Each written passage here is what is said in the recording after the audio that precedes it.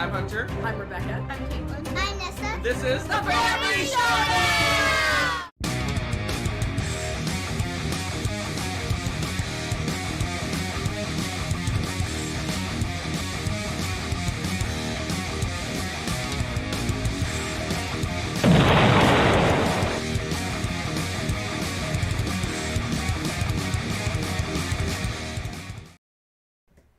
Woo-woo!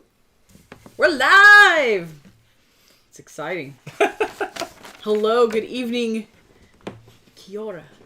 How's it going, people? It is time to do my top 10 best games of all time. Dun, da, da, da. You ready for this? I'm pumped. I'm ready. You ready? I don't know if I'm ready or not. I think you're ready for this. It's been a wild, wacky ride. How's it? This is fairly predictable. I think y'all know what's in the top 10. You know what's in the top 10, don't you? No. Yeah. No. You guys know what's in top 10, too. Well, way to sell it, sweetie. What? I'm curious. Is that a question mark or a statement? It's a question mark. Oh. I'm asking. Do you know? I'm guessing you probably know at least 5 of them. Because they're pretty consistent. I'm fairly consistent with my top 10. Fairly consistent. Should we get started? Dun, dun, dun. You ready? You ready? Let's do it. How about it? Oh, do you have I have stuff. You have stuff. Yep. So go. Okay. My number 10. What are you doing? Should I keep going? Yes. Okay, I'm just confused by what you're doing. All right, so my number 10 is... Oh, yeah. Dun, dun, dun, dun. It was my 22. It has jumped up with more plays and... Totally Liquid. Oh, yeah.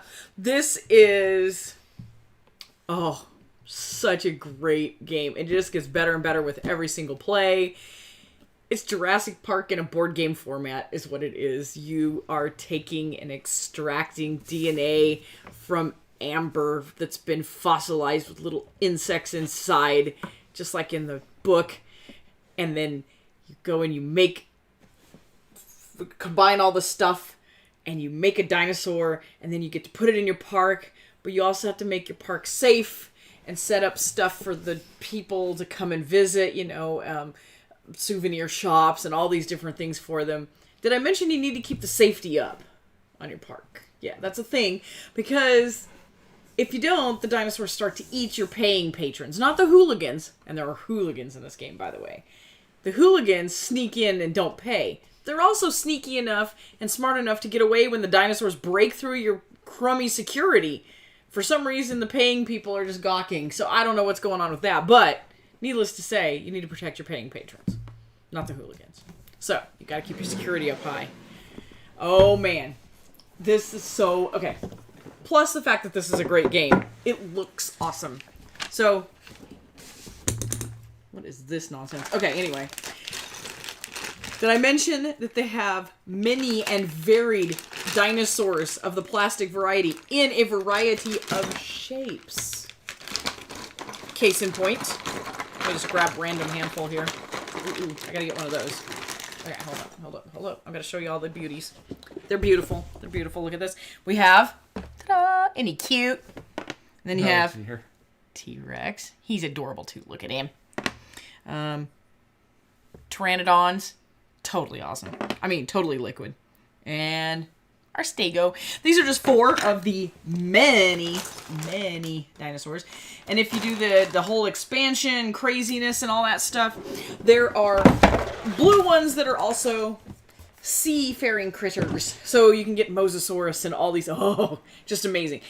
So with that and the totally liquid, I think is that in the totally liquid? Which one? The Mosasaurus. Yeah. Okay. There's a lot of the extra marine creatures, giant shark-looking critters and stuff like that. There's so much extra stuff in this. It's amazing. Some of the extra things that they have you do. It's worker placement. You're placing them to do all these different things, and some of the things you can do is like get. We're frozen. We're frozen. Of course it is. Yes, in the day glow colors, no less. I know. We'll be back. We'll be back momentarily. All right. Okay. So, one of the things that they have is they have, like, Mega Dinosaur. Can't remember the size of the other meeples? Look at this bad boy right We're here. frozen again. Oh my We just gosh. have to pause it for a bit. Hold on a second. Our computer's being stupid. How about now? Can you see us now? Yes. Oh, good. How refreshing. Okay. Nick, yes, I know that the pteranodons, etc., are not truly dinosaurs. I watched years of Dinosaur Train. I am now practically a paleontologist. I don't know about you guys. You watch that show, you can learn a lot. But anyway, they lumped them all together and called them Dinosaur Island. Don't mess with me. So, giant T-Rex. Ridiculous. Twice the size of the other meeples. They also have in some of the expansions, they have like a goat pen that you can go to kind of help bolster, you know, some of your security a little bit. Distract the T-Rexes. It's stinking hilarious. There's all this stuff. Yeah, this jumped up a bit. It was my 22 last year. The more we play it, the more I enjoy it. This just keeps getting better and better. And even yes, you can have the dinosaur. You can pretend that some of the paying patrons were lawyers, if that makes you feel better, Gardner. Yes. And there's just so many neat things with this. Let me get the board out. And I'll show you the board so you can see kind of what we're talking about. Yeah, the Kickstarter is pretty cool. I will give you that. Because it does have a lot of good stuff. It's got the crazy metal coins and my favorite thing. This is the first player thing. It's a... Oh, and then I don't set it off. It's one of those slap bracelets. Fast pass. How cheesy is that? Love it. Anyway, let me get to the board here for you. Hopefully. Here, oh, by the way, the dice are wonderful for this. They're big, chunky, amber-colored dice with little DNA patterns all over them. Awesome. Okay. Part of the thing with the board... Okay, your player boards are these. And this is just going to be your park. So you're going to put tiles down of different pens. And there's different, you know, like I said, souvenir shops and little food stands and different things that you can put down too for them. And then phase 2. Okay, so the board has all these different little squares. There's so many boards to this. Obviously, this is for your scoring. And then... Here we go. This is where I was looking for the other stuff. Okay. So you have your companies, and this is where you keep track of it, and it's a nice recessed board, by the way. And you keep track of your different types of DNA, keep track of your threat level, which is your security, and how dangerous your dinosaurs are, so you kind of keep track of both of those things here. You have your security right next to it, and they have costs and different things associated with it, and so that helps you with your turns. And then you've got the different resources. And so you put all these modular little boards and stuff together. And then you've got tools and things that you can buy. And you go to different places. Again, it's all worker placement. So you put people where you want to go to buy certain things. You're only limited really by how many people you have. And it's just so much fun to balance out, you know, do I want to make a park with a million different types of dinosaurs in it? Do I want to stay away from having to deal with the heavy threats of having carnivorous dinosaurs in here? Oh gosh, there's just so many funny things going on with it. I love it. I love all the pieces. I love all the bits. I love all the fun stuff. The dinosaur meeples are amazing. That's just so many things. Yeah, I know, and it's only my number 10. What do we see here? Oh yeah, and the cheesy names for the stores and stuff here too, by the way, like Gene Splice Dogs is the name of their little hot dog stand. Just really terribly punny / scary names for things. So, Dinosaur Island, it is a lot of fun. If you like worker placement, you like Jurassic Park, any of those things, you enjoy dinosaurs, probably going to like this game. Yeah, I don't like this name near as much as you. It's my number 11, so... Yeah, you're 11. Didn't make my top 10. Didn't make your top 10. No, I love this game. You must hate this game. Yeah, I'm gonna be in and hates out. I'm gonna be in and out doing tech stuff because our computer is not happy right now. Talk about the hooligans. Anyway, I love this game. It's amazing. It's one of our favorite games. It's one that we agree on. It's always near the top, probably 2 or 3 or so of our combined lists. It's just we've led this since we first played it. Yep. Anyway. Oh, Totally Liquid, what it adds to it is quite a bit of different stuff, actually. It adds the marine animals. it adds a bunch. Like I was talking about the little goat pen and some of that stuff. It adds a bunch of those extra things. And no, you don't need them. The base game is honestly quite amazing, but we thought it was a lot of fun to add the extra stuff to it. It just was a lot more fun to play around with. Yeah, it's a modular expansion, and you can add, pick and choose what you want to play with. I think I don't know if you looked at our note. I think last time we played with everything, and we liked everything.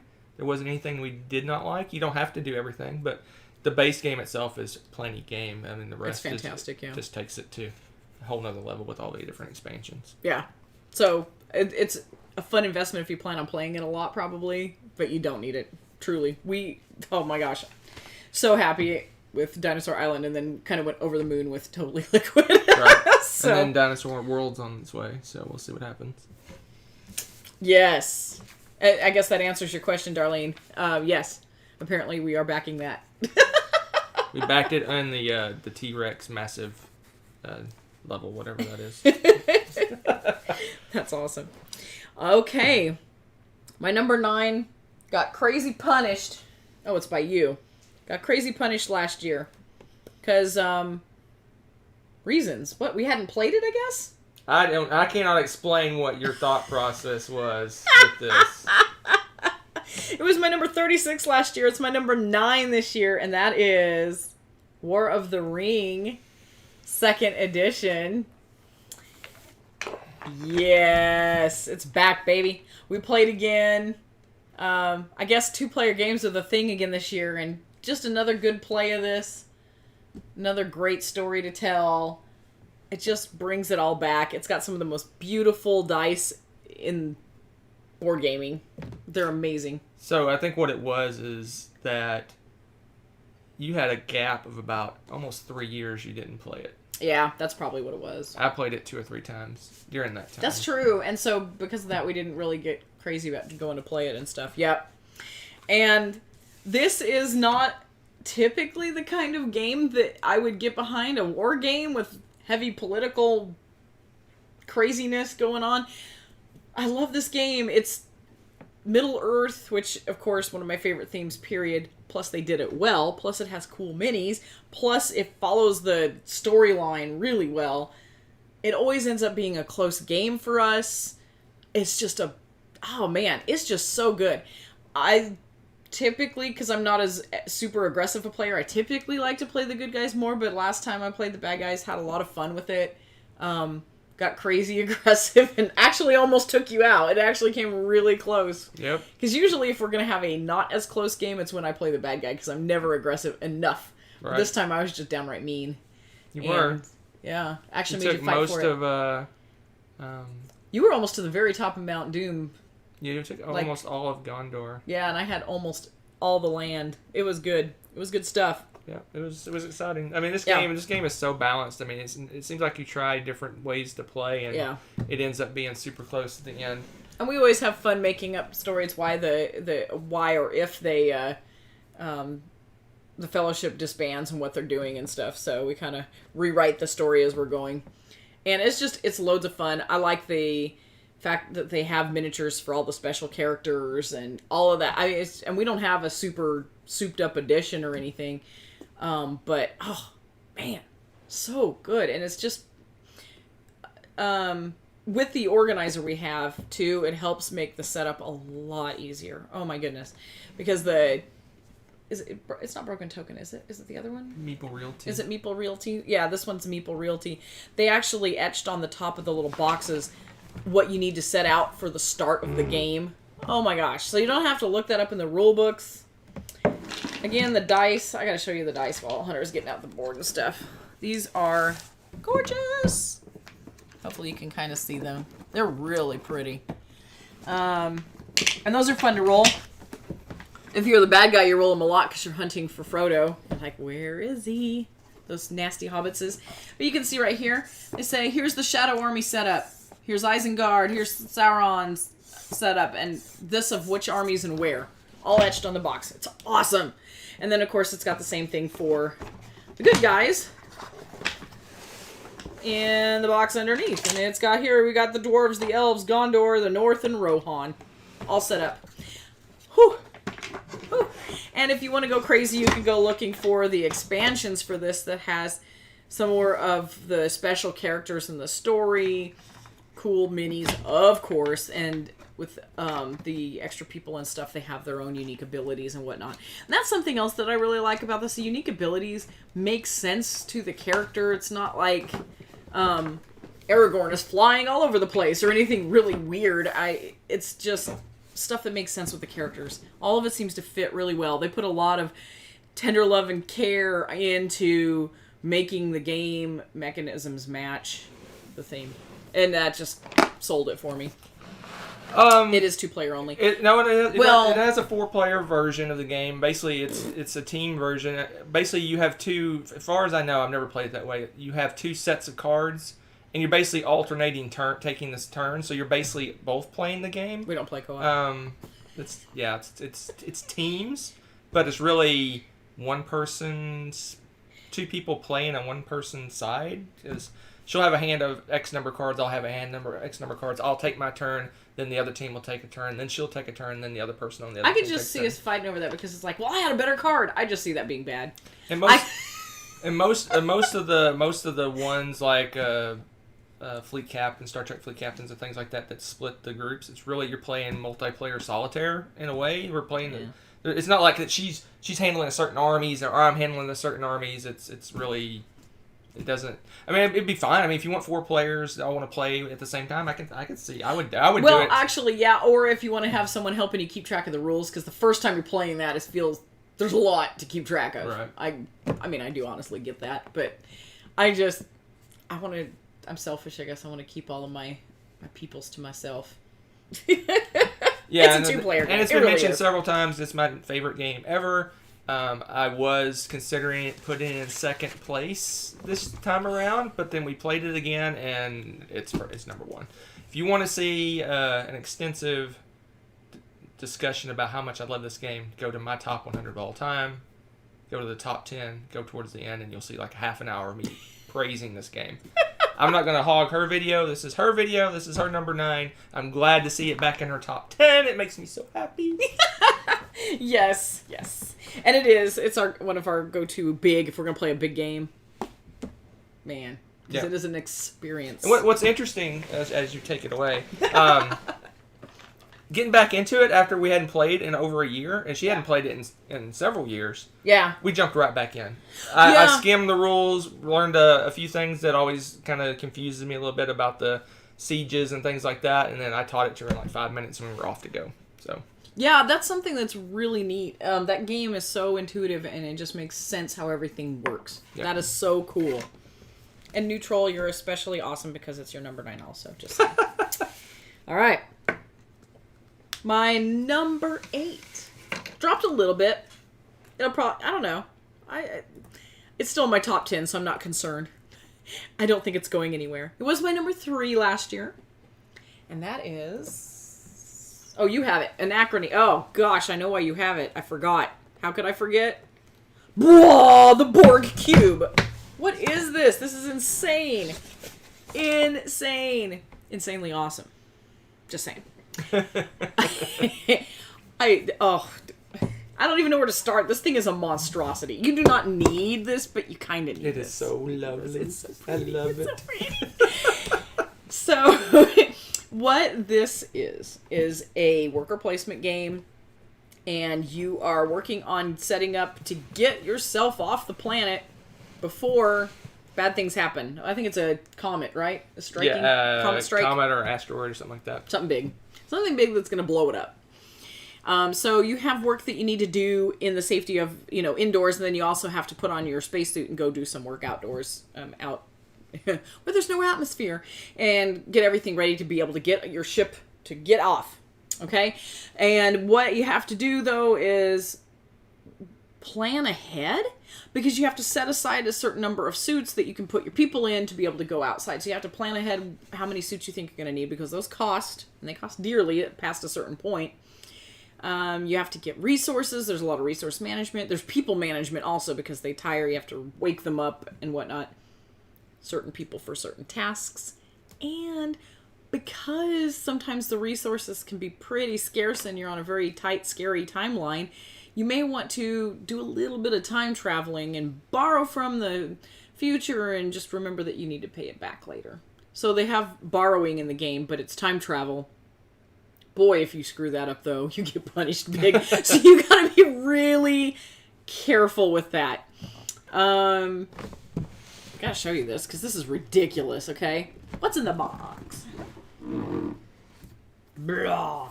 Okay, one thing that I had to laugh. There's a manual for how to put this box back together. I'm actually kind of grateful, because if I had to remember this... It's not as cool looking as the cry. back. The back makes me cry. Just look at that. This is ridiculous. Help. Okay. Yeah.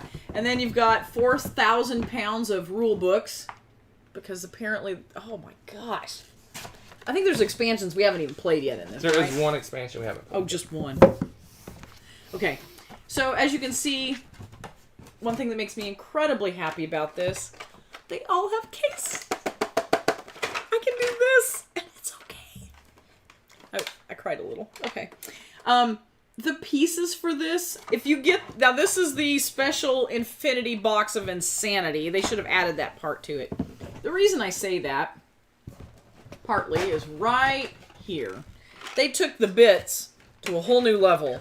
So now, if you get this Infinity Box, the little purple thingies now are these cool little crystal containers with some glowy purple thing in it.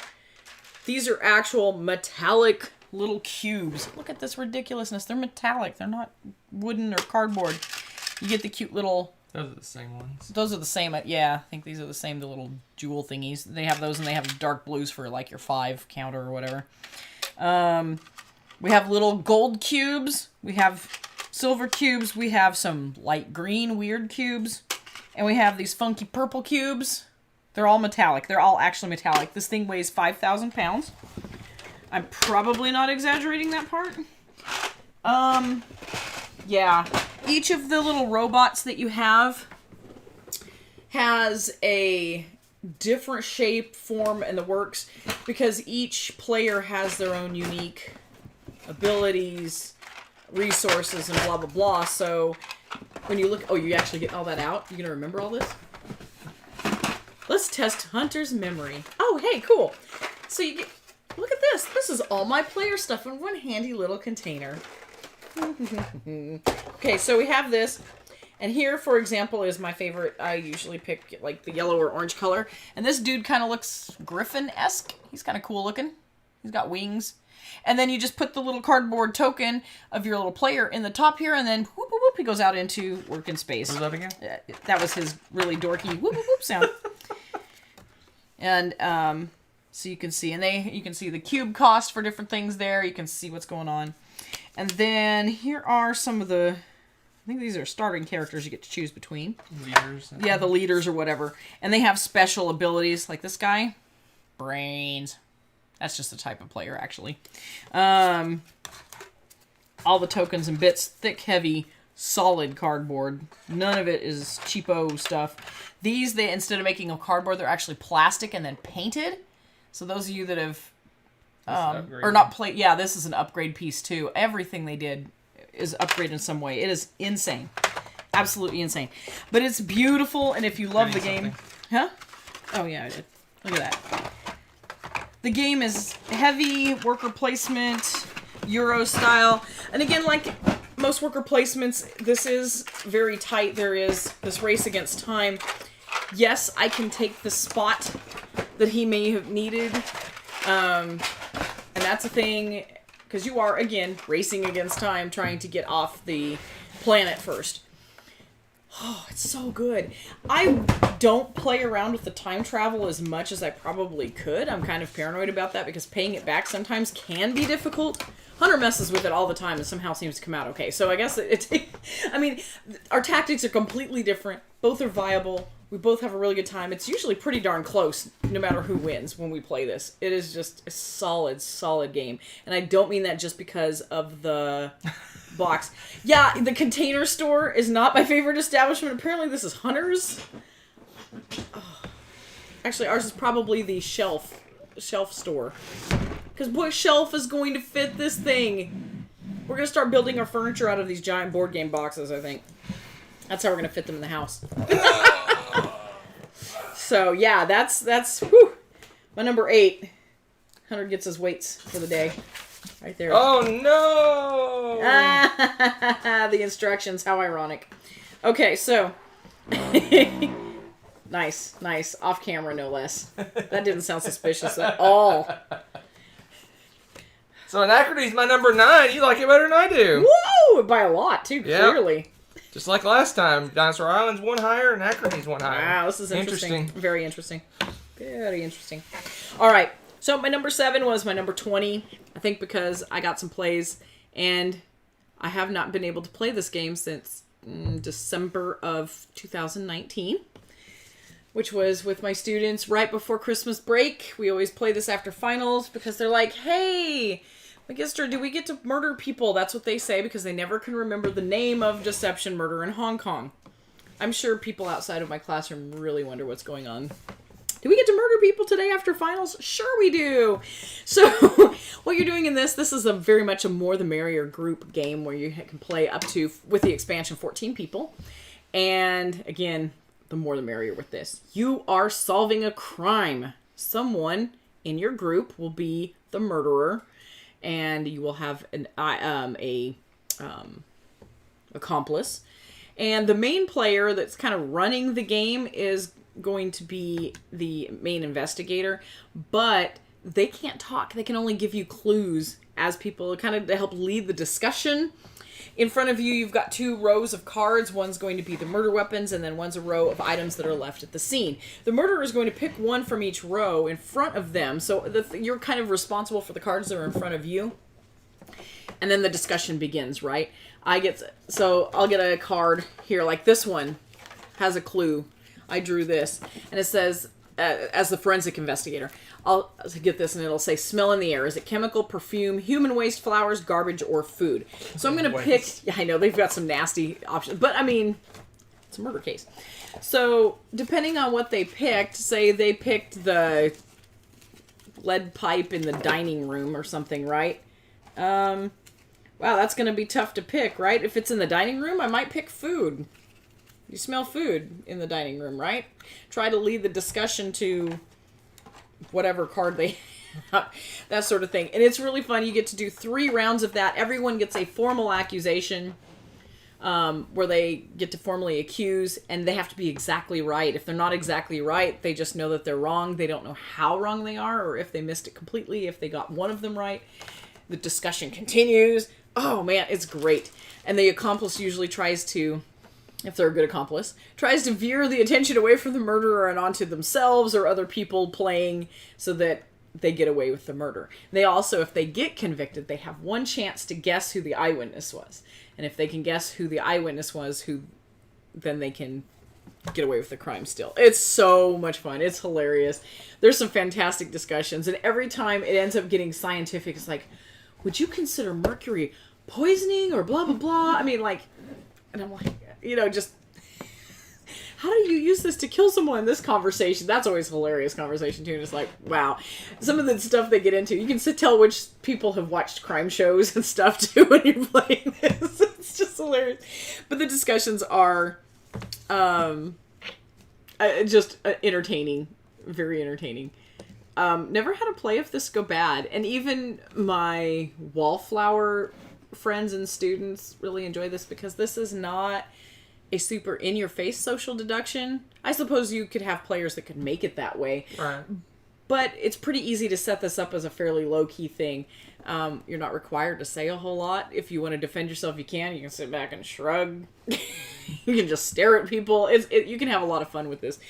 Or you can get into it and ham it up. I've had all of that and then some in these games. It's just fantastic. This is my most played game by quite a bit. And that's even considering that we have that drone home game now. So, I've played this like 70 times now, I think. And that's 7-0. I play this a lot. It's super popular. Super popular with my students. Once I have class sizes that get a little bit smaller in the upper levels, they get to play that. So. Yep. So this is my favorite party game, if you consider it a party game. It's my favorite social deduction game. Yeah. It's my favorite high player count game, it's my favorite. It's just it's so good. This game just works. I've pulled this out at almost every convention, and it gets played for 2 hours. People I mean, that's the thing. Dropping in and dropping out. You never want to play just one game. People wanting to be the scientist guy. People wanting to play until they get to be the murderer. I mean, it's just you play and play and play and play and play. This isn't my most played game, but I know I've played this game. You played it a lot 30 too. times probably. Yeah. It's a good one. It is solid. It's just really fun. I mean, you can ham it up. You can even do make a night of it. Like, some people host murder mystery parties. You could dress up for it. You could do all sorts of. You could do all sorts of lots things. of fun things with that. And I don't know if she went over, but the expansion adds a bunch of different roles. I did not. Which tricks up the game. If you play games like Werewolf, where there's all these different roles that do different things, have different powers, it has a little bit of that going on. Not to the degree Werewolf has, but it does have some additional roles, especially at the high player counts. You want to add in some of the different roles to kind of trick up the game. And it adds more items at the scene and more weapons too. And there's some, the expansion has some fun ones too. They have some international ones, like there's a handful of cards that are from Canada, and they have maple syrup and a hockey stick and some really, very stereotypical Canadian things, right? And then they have, from Mexico, they had a sombrero and a soccer ball or something. I can't remember what all, but they had it's cute because then the France they had a baguette, and just it was so ridiculous and it was so funny. I think we have everything for this game. Everything for this game. Hello. So it's a great one. I love this, and I miss playing it. I have missed playing this quite a bit. And it's already mentioned in the chat, but for those of you watching after the fact, it is my number 12, so I'm right there again. She seems to like these just slightly more than I do. Yeah. All of these so far, except for one. Yep. Except for one, which she was maybe a little bit wrong about, but we won't dig too far into that. War of the Ring issues. All right, so then, next up, my number 6. It was my number 15. It jumped right up again. You know what it was? We played it, and this time we decided we're going to play with what we want. We're going to play with the expansions we want, and we've had some fantastic plays since then. And that is with the monster that is Terraforming Mars. By now, you've probably seen a theme with me. I like science fiction, I like space, I like worker placement, I like cards, and boom! This one checks a lot of boxes. Except for the worker placement. Yeah, everything but the worker placement. And you put down tiles. I didn't say anything about tile placement. It's got almost everything. This game, with all the expansions, can be a bit of a bulky mess to set up. Yeah. But it is super awesome and fun. Yeah. Now, I must put the precaution on there that my favorite player count for this is 2, max 3, because of that. Because I like this game, but I also don't like this game for 4 hours. This is not a 4-hour game for me. I will never again play this at 4 players or higher. Because it just takes too long for what it is, in my opinion. This should be a fairly quick engine building card, building, my brain just went. Engine building. And I said engine building. What did I say with the cards? I don't know. Tableau. There you go. Tableau. That's the word. Woo! It's been a day. So, it's got all that good stuff in it. And I don't think that you should be spending 4 hours doing that, though. For what you're doing is you're going to be working on Terraforming Mars. I know, shocking, right? You probably wouldn't have guessed that by the title. Oh my, this kind of got a little crazy. No, that's all. That's all the expansions. That's right. Yes. Expansion stuff. We've got pretty much everything. In fact, we've got something down here collecting dust. Oh, we still haven't played Turmoil yet. Boo, we got to do that. Okay, so what we've got here, the cards are fantastic for this. You're working on, as you're terraforming this, you're working on bringing up the oxygen levels and the temperature of the planet, because right now, not a whole lot. It's very cold, and there's not much to breathe with. The cool thing is... You want any boards? I want a board, yes. Well, boards are over here. Doesn't fit in our box. Oh, yeah. Those boards. Thank you, sir. Okay, so, first off, we got the little thingy to make the board recessed, because all of those 10 million little cubes going everywhere is a bit tedious. But with this, it turns into awesome. So you've got these little different pockets here of engine building goodness. Your money, some resources to make things cheaper to build, building up your plants, therefore oxygen, hello, and heat sourcing, okay? And you keep tabs on here, and then you move your cubes around and whatnot, okay? Very cool. Everybody's got their own engine builder thing here. Then, here we go, this is what I'm looking for. Main board is not super huge, thank goodness, because I don't know about you guys, but sometimes those big boards are a bit much. But here we go, the planet. You got some water places. They want you to build some oceans. You start building that. You can build cities. You've got plant areas where you can do plant life. And then here's the scale for your oxygen. Your temperature's over here. And what's cool about the cards as you're building up your engines and putting down things is they can stack. You can get some animals and things. Some of them have requirements. For example, you cannot put fish on the planet until you get up to -6 or something like that, right? You got to have a certain amount of oxygen too. There's certain conditions that have to be met before certain animals will make their appearance, or plants for that matter. You're building those, but then they stack. Some of them, I know, like it says, each turn you do this, put a little cube down on this animal token. And at the end of the game, each one of those little animals is a victory point, or every 2 is a victory point, stuff like that. So they stack, and you can start just really building up the strong engine of victory points. There's also a bunch of things where you've got colonies, with the moon and different stuff like that. There's so much stuff going on in this game. You start off with, I think, is it one of the expansions where you start off with unique abilities? Preludes. Yeah, Preludes. Thank you. You start off with a corporation in the base game, but Preludes makes them unique. Yeah. They have a little bit different. This didn't go in the game. Nope, that doesn't. They have different abilities and stuff. Makes it a little more asymmetrical. Just, there's so much good stuff in this. I love the cards. I love finding the combos. Super good game. Super fun game. But again, for me, this is a 2 or 3 player game. Sadly, that's just where it is for me. As a 2 or 3 player, perfecto. And we back the big box, the inserts with better components and stuff like that, which is... that's one of the biggest knocks on this game. It seems to be is a lot of people don't like the components. I didn't have any big issue with them. They're just light little, super plasticky little cubey things, whatever. Yeah. But the box is mostly, as you can see, for storage purposes, because we have 1 or 2 of the player mats, and then the boards 2 more of the have boards. to sit out because they don't fit in that box. Without growing the base box. Yeah. So, which is one of the reasons I backed the thing, because it holds everything with every expansion. Instead of this crazy scattered mess that you see before you. So it's I don't like it near as much as she does, because at its heart, it's a card game. I mean, it has stuff going on.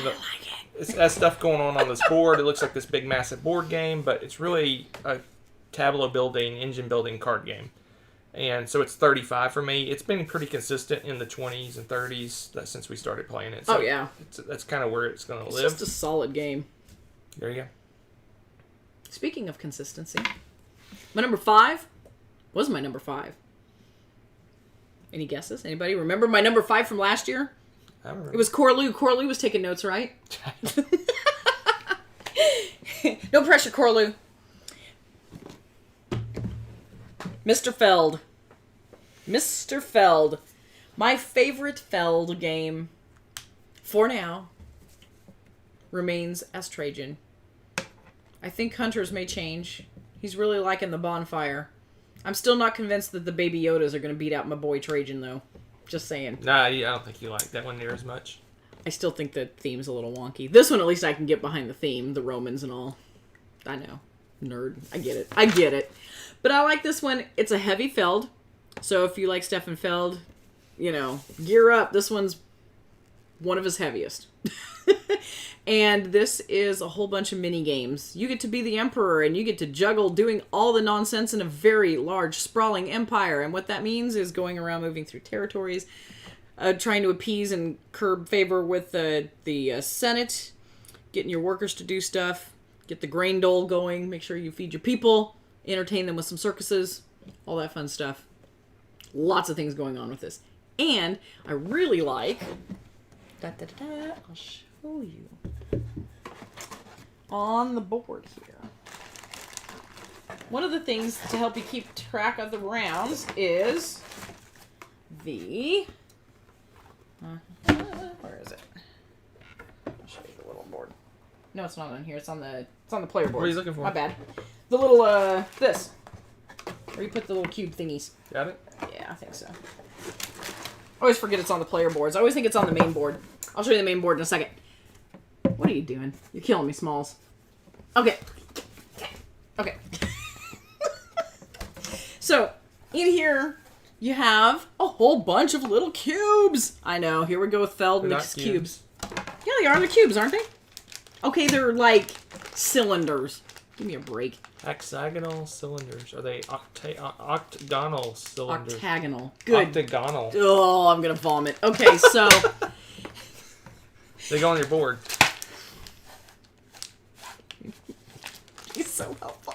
Okay, so you have these on your board, like you said, but you're kind of Moncala moving them. So, say I have 3 here. I'm going to put one down, and then here. And depending on what color it is and what you're doing there, you get to do certain things, okay? Like you get to do the Fosgaze action, which is you get to do one of the mini games. Fosgaze. Yes. Don't make me go into a big long history lesson with that. I almost started to get on my soapbox. Okay, so then anyway, you've got this. So you can do those actions. Also here, you can end up placing tiles that you can acquire by having the right combination of hexagonal or octagonal cylinders, whatever these nonsensical things are. Okay, so prisms. Oh, Nick, stop. If you end your turn with the right combination of those in here, you get to put that tile out, whether it's free food or bonuses or some kind of bonus, currying favor of some kind. And then over here are the resources. As you can see, you have the bread, you have the circuses, and you have fire. And if you have those, occasionally the people will need those things at the end of a round, and you have to pay them, so you have to make sure you have them. There's bonuses and different things that you get to do. Getting these little tiles give you extra perks. Again, there's all this stuff going on. And then... took the board from me. I thought you were done with it. No. Hadn't even started. Oh my gosh. Just getting started. Oh my gosh. So with the board, you can see kind of all the mini games in action here. There's a lot going on.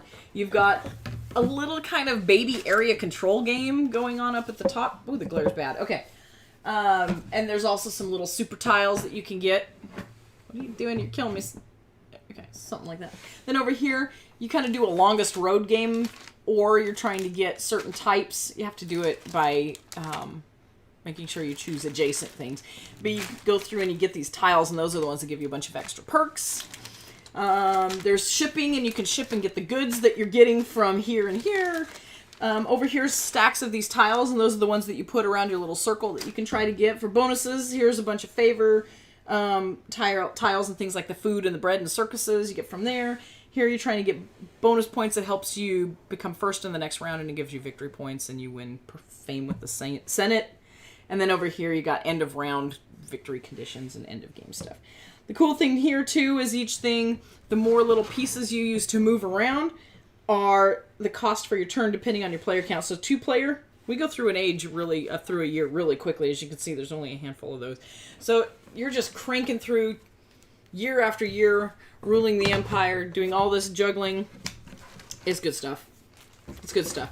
Yeah, it's not the most overwhelming quality on the planet for this game, this particular one, but this is old. This is... what is this? This is Passport, one that we have. 2008? Yeah, this is 2008. This is old. Yeah. I don't know. So, yeah. 11. Okay, 2011. So, I'm probably going to have...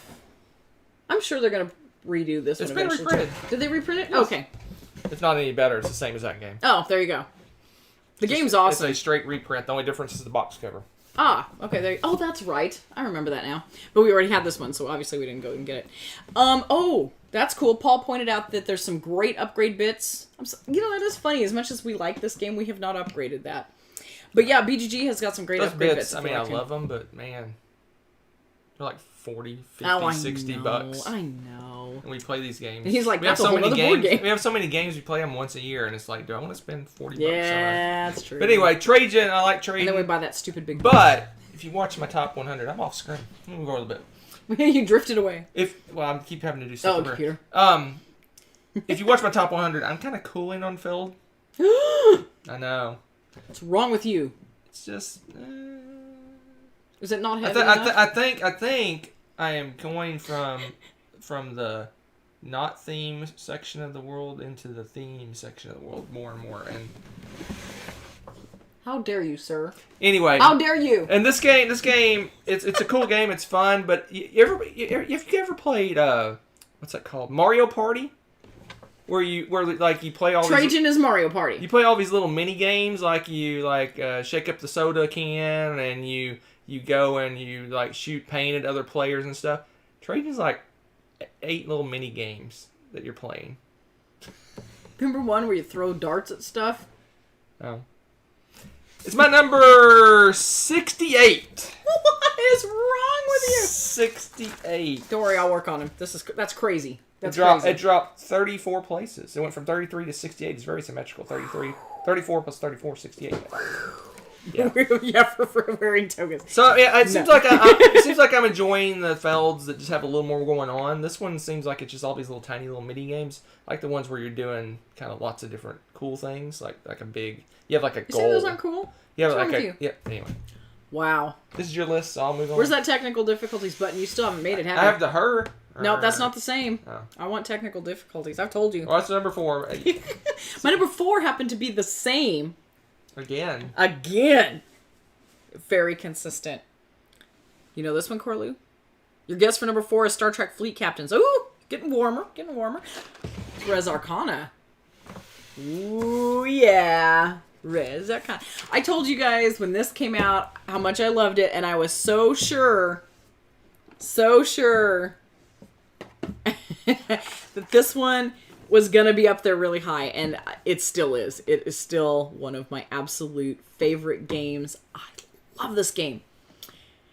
It's an engine builder. I'd say kind of a deck builder, but you start with your deck.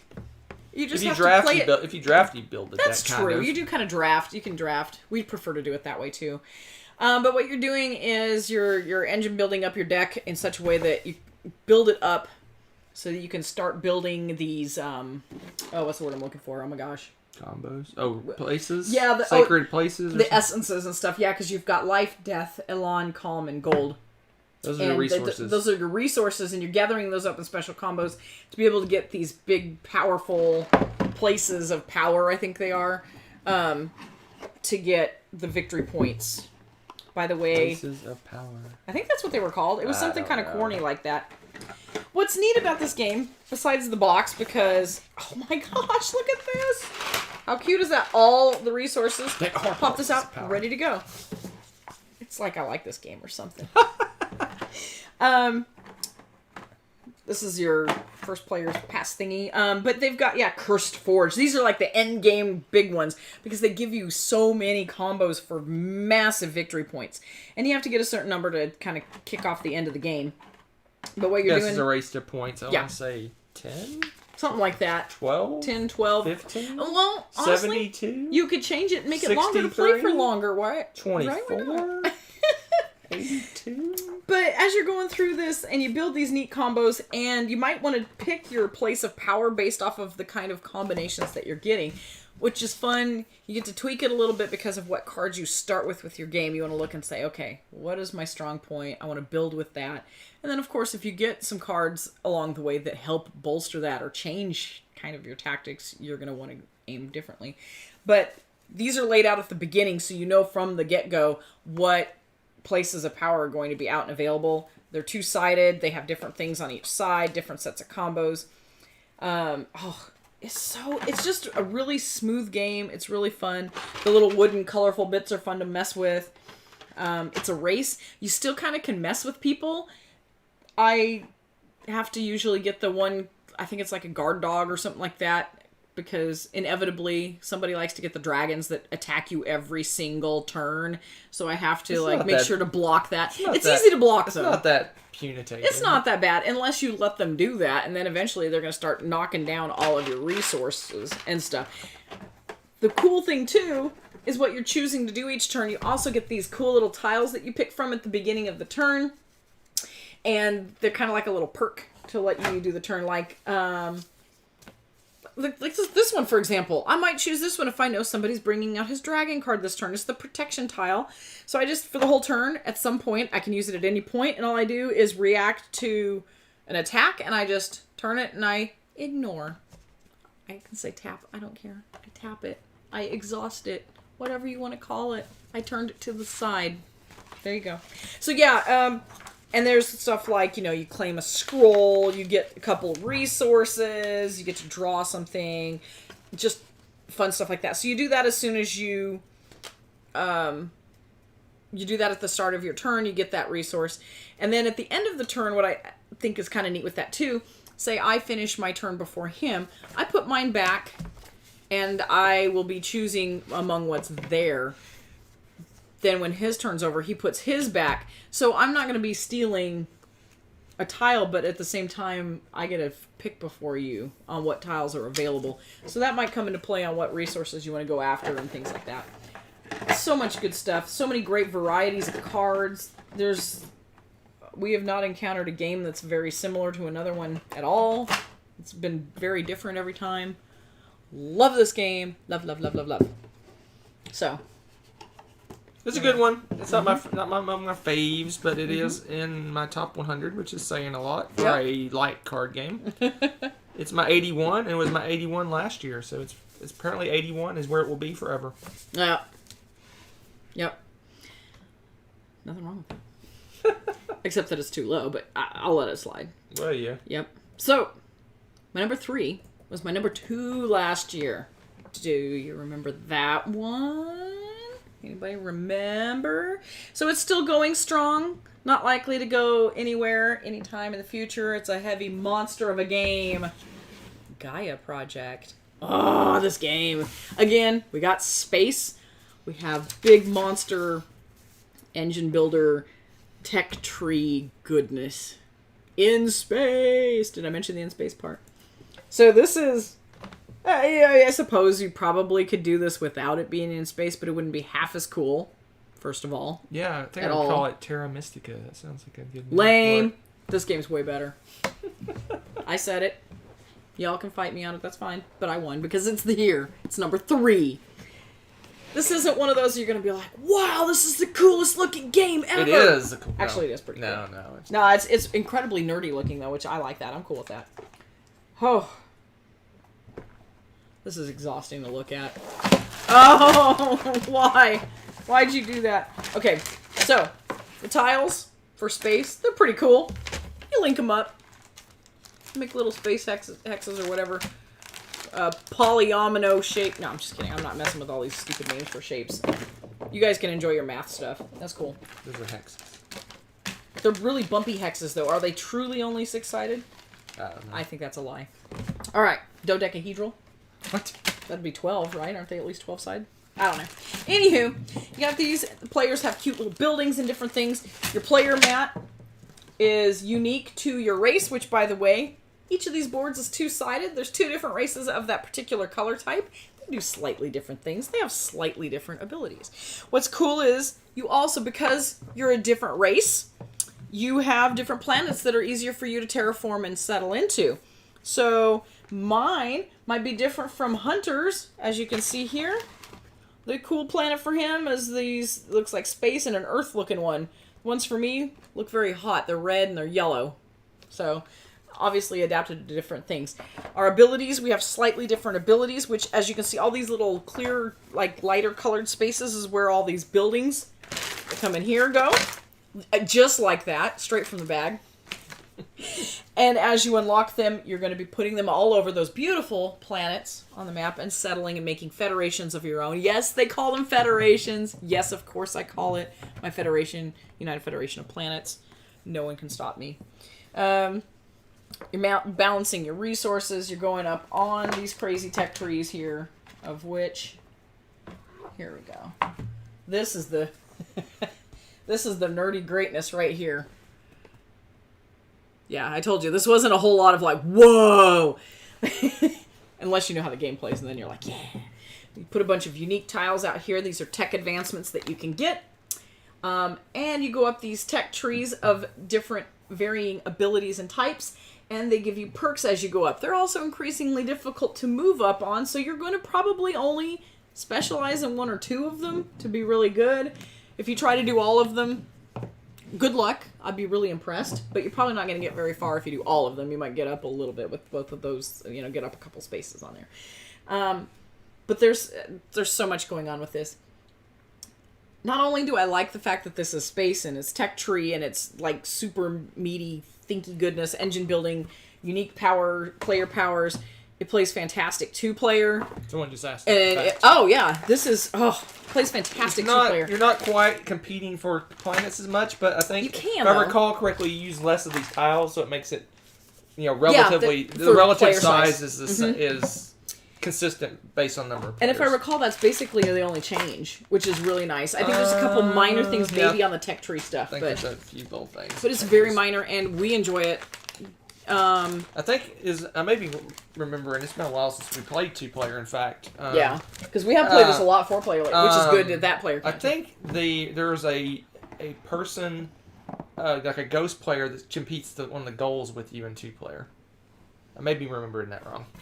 If so, we totally pretty much ignore him because we don't care. I may be remembering that wrong. I hope you're remembering that wrong. Because we didn't seem to mind it. I usually hate ghost players. But I like playing this 2-player. We have played this a lot because a lot of people wanted to play this at conventions back in the day when there were such things. But it's a lot of fun. A lot of fun. And I like the space theme over the fantasy theme 10,000-fold. This is just a solid, solid game. I think they streamlined what Terra Mystica was trying to do and made a much cooler, more interesting space game with it. There, I've said my piece. What? I said it.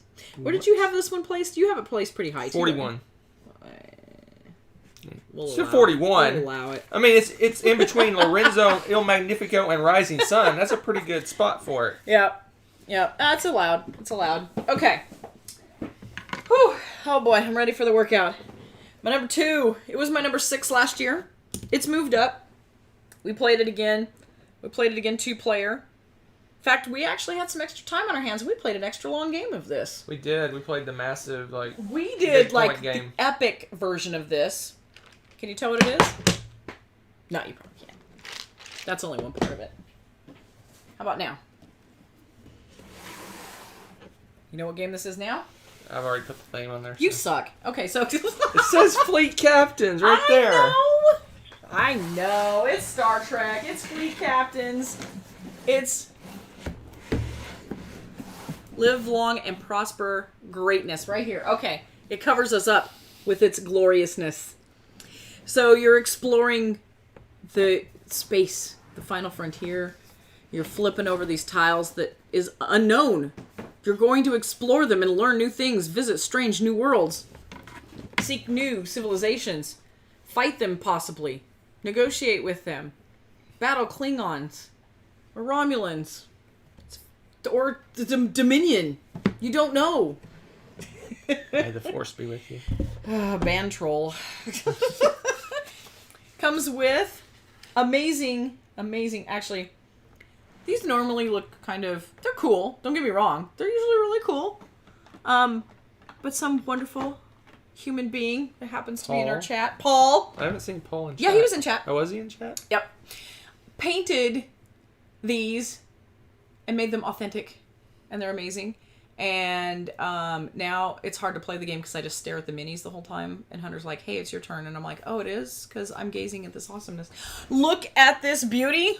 Look at it. Look at that. Yeah, that's pretty cool. That's pretty cool. So what's neat about these, and some people hate them, I love them. It's a little hero clicks base at the bottom. You just click it and change your stats. So if you get hit, those dang Klingons again, you just move it over. Adjust your engines as necessary. If you need to do a special phaser testing thing or something, put it to your max thing. You get to change it back and forth depending on your settings. The cards, there's like 12 different decks or so for each race, and you pick 4 of them to use, and you shuffle them up for your deck for the game. So you can change, and they have different tactics. The Klingons, of course, I mean, overall, they're going to be more aggressive with their cards and stuff. But the Federation has a really wide variety. Some of their stuff's more defensive, some is more offensive, some is all about the being able to pass the different tests that you have to do, which would be like the scientific exploration and stuff like that. There's so many different things. It's just so cool. And depending on how big of a game also determines how many points you have for ships. Like this one, for example, this is like a 4-point ship. It's a big one. So say we're playing a game, we're going to 10 points. You get 10 points of ships to start with. So I may not want to go for this because I may want to get a whole bunch of littler ships so I have more and I can scatter out. Or, because I know how Hunter plays, I probably want at least one big mean ship that he may not pick on right away. So I may want to pick this 4-point ship. So you can kind of balance out how you want to play in your play style. Oh, man. So much fun. The cards are with characters that you're going to recognize from the Star Trek universe, and they have abilities and stuff that's unique to their character and also matches them pretty much thematically. There's episodic encounters with things on planets, and you're going to recognize certain episodes of Star Trek where they pulled that particular incident from. It's Star Trek in a box is what it is. I love this game so much. So much. It's a lot of fun. And every time we play it, it just brought it back again. We played that epic game. It's fun playing the short game, but to play the epic game, there's no beating it. And this is the ships you get in the base game. Yeah, this is the base game. All of these.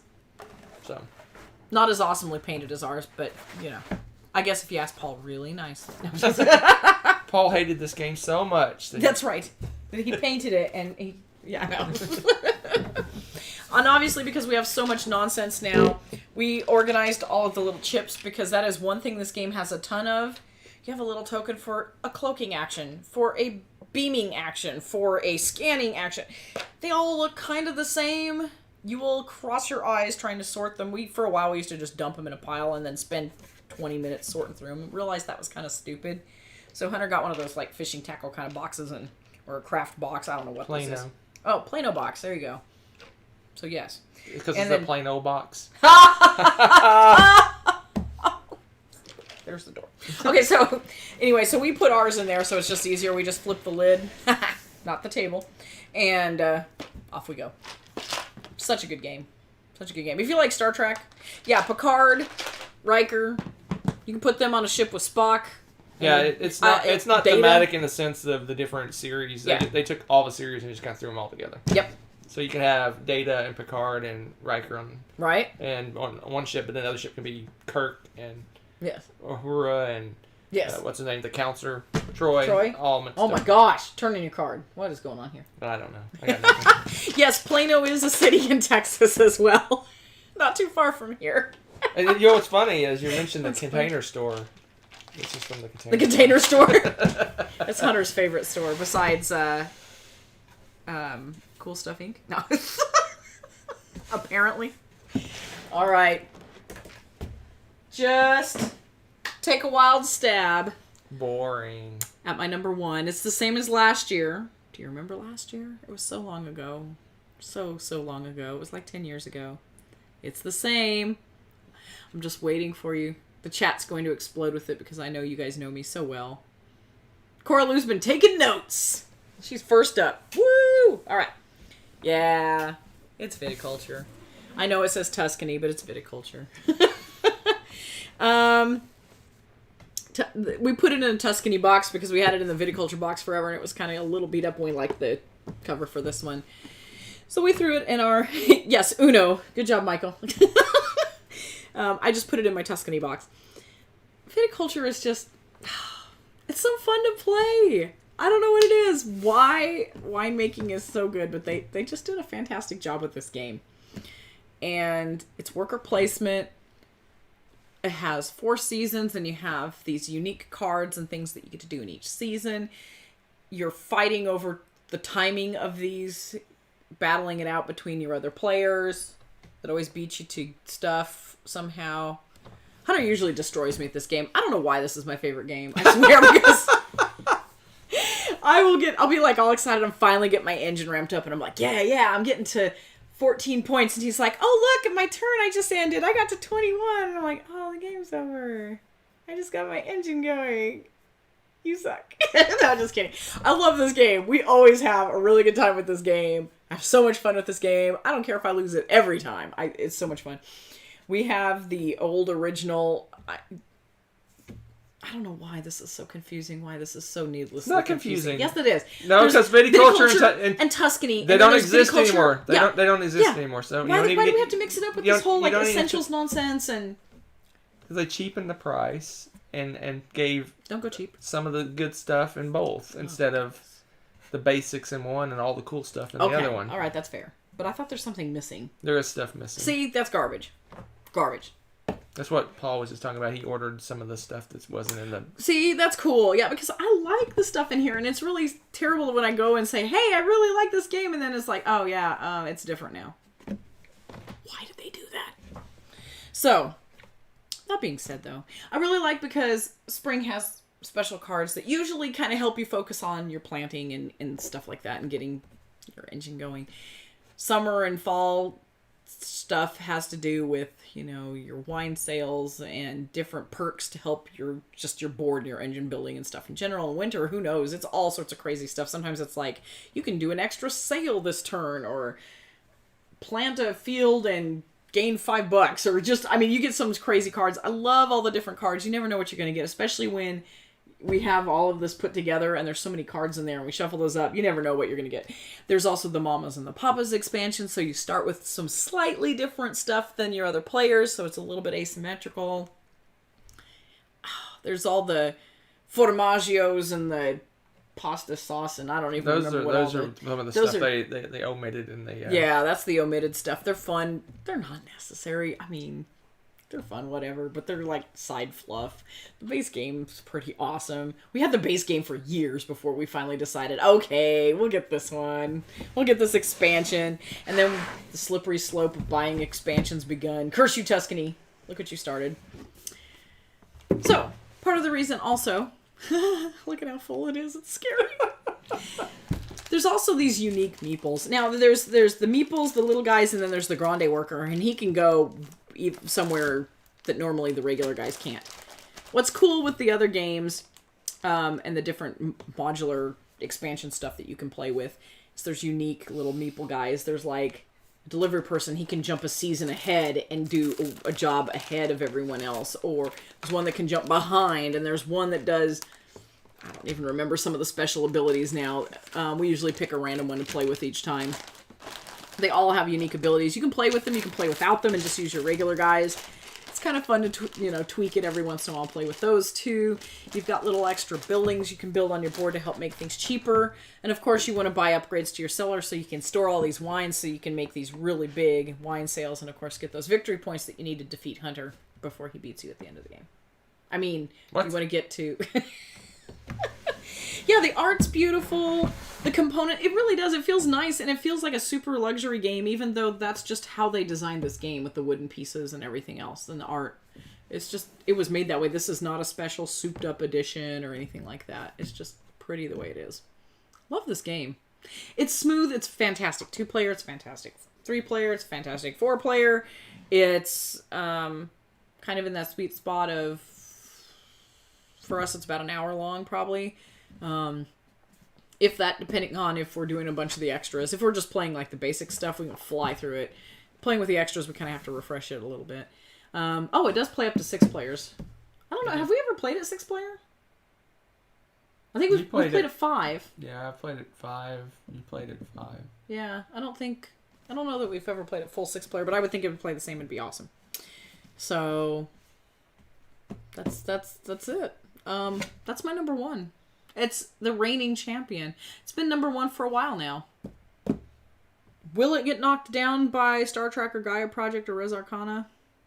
I don't know. And it's funny because it's lighter than those.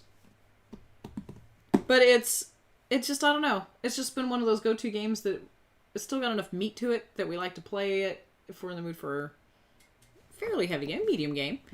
I think that it's just so smooth that the game just kind of flows, and it's got a very good cadence, rhythm. It's got a good build up, it's just a nice little game. Yeah. It was my number 1 way back in 2015, but it's dropped slowly, like slowly down to 13. It's 13 now. That low? 1, 3, 7, Scandalous. 13, 9, 13. Wow. Yeah. There's people in chat. Julio's like, no 6-player. Yeah, if it takes long, I can see that. It gets to be pretty long. Yeah, I can see that. And I mean, we play it mostly 2-player, to be honest, and it's the perfect time length for that. It's an hour game that way, so I can't complain about that. So that's it. That's the top 100. It's over now. I'm sad. It is over, but it's not journey. quite. It's not quite over. That's right. Why isn't it, dear? Next week, we have the live after party Woo, where we're going to do stats comparisons. I'm going to ask her why so many of my games are not in her top 100. And if Rebecca doesn't prepare it, I will prepare the trivia contest. See if you guys can get the Rebecca trivia. In fact, we'll do this. I will create the trivia, and you guys will compete against Rebecca against her own trivia. That's not cool. See who wins. That's not cool. I won't even remember. And we'll talk about some of the things that I want to talk about. I want to talk about games that we've played since we made our top 100 and how we feel about those. We'll talk about games that kind of dropped off, some trends. We're going to talk about all sorts of fun stuff. So, next week, 1 week from tonight. Yes. Live after party. Yes. Be exciting. Now, when are we going to do our combo list? Combo list will be 1 week from then. So 2 weeks from tonight, we will do our live combined combo. We take her 100, my 100, we mush them together, and we do 100 games non-stop. We'll do a scroll of 100 games, and we're going to talk about them quickly, non-stop. And then we'll have a little chatty chat at the end. Or we might just take a nap. It's possible. It'll be the definitive Rebecca Hunter top 100 game of all time. When is the Valentine's show? Coralu asks. We are strongly considering doing a live Valentine's special. Fog of Love, Paranormal Romance. We're not going to do it Sunday night, but we're going to do it Saturday night. I believe that's February 13th. Saturday night. Not guaranteed. Depends on what's going on. And it'll probably be a little later than our normal show. It may be 9:30 our time, Central Time. So maybe an hour or so later than our normal show. Saturday night. 80 to 90% sure we're going to do it. And if you ever seen our Fog of Love Valentine's show, it is off the chain, as the kids say. Do the kids say that anymore? Off the chain? I don't know. I think the kids say that. The big kids, the parents trying to be cool with the kids. Yeah, it'll be crazy. We dress up, we role play, we laugh, but maybe cry. Warning, and we'll give another warning when the show airs. It is not kid friendly. Yeah, the themes for Fog of Love are very adult themes. It's not PG-13 plus type things. Yeah. It's things you would encounter in a relationship, so just think about that. You have to think about that then and be like, nope, child's not watching that one. So if you have kids that watch, you might want to put them to bed before we do it. That's why we're going to do it a little bit later in the evening. Yeah. So Paranormal Romance After Dark. I don't know anything about the expansion. Paranormal Romance. I have no idea. It's going to be stupid vampires. It's going to be glittery vampires. I don't know what it is. Oh my gosh. Who knows? Who's going to be the glittery vampire? That's the question. It's going to be a surprise. Although we do pick our occupations and traits ahead of time so that we can dress up and that sort of thing. Yeah, it'll be a lot of fun. I don't know. I have no idea what it's about, so we'll see. It's going to be exciting. So yes, we are going to do that. Like I said, 90% chance. That's true. It'll be the 14th for some of you after all. So yeah, if you're past, if you're Eastern Europe or further, that should be Valentine's morning for you guys. There you go. So it'll be fun. Yeah, I'm looking forward to that. It's gonna be goofy. I'm excited.